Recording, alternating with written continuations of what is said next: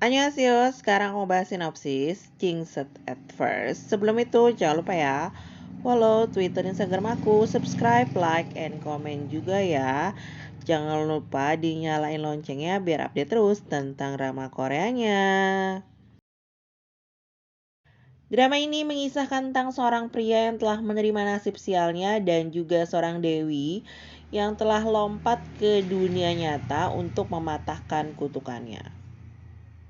Gong Soo Kwang. Ia adalah seorang mahasiswa yang berusaha agar bisa bertahan hidup dengan beasiswa yang diberikan oleh perusahaan Kemhwa. Saat itu ia bermain ke rumah Seo Minjung, yaitu teman kampusnya dan juga pemilik perusahaan Kemhwa.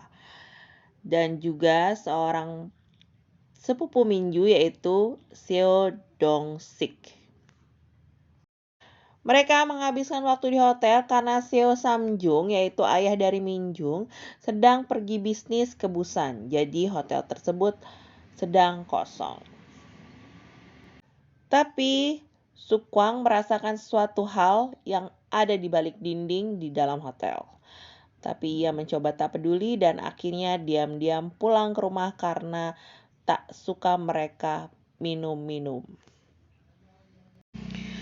Tapi seseorang mengikutinya, yaitu Selby, seorang dewi keberuntungan yang bisa meramal apa saja yang akan terjadi di masa depan hanya dengan memegang tangan seseorang.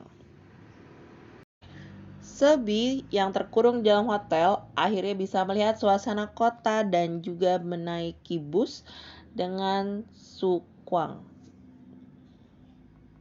Sukwang yang awalnya tak peduli akhirnya memberikan Selby sepatu dan juga mengikutinya sampai ke toko ibunya. Selby sangat senang melihat toko ikan milik Ibu Sukwang karena dia bisa mengingat semua ikan saat membaca semua buku di dalam hotel. Sementara di hotel terjadi kegemparan karena Selby hilang.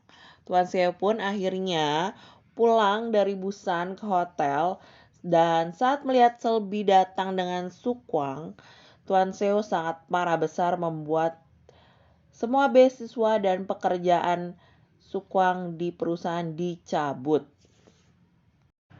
Sukwang berusaha bertahan hidup dengan sang ibu, tapi ibunya sengaja dibunuh dengan cara kecelakaan.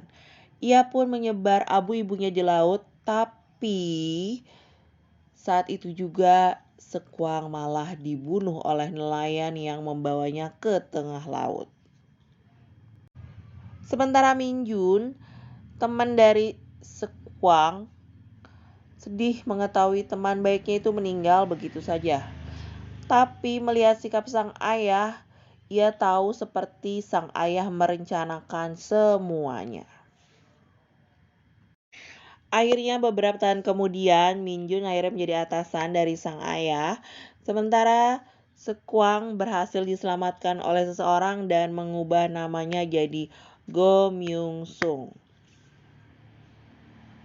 Myung Sung mencari nafkah menjadi penjual ikan di pasar.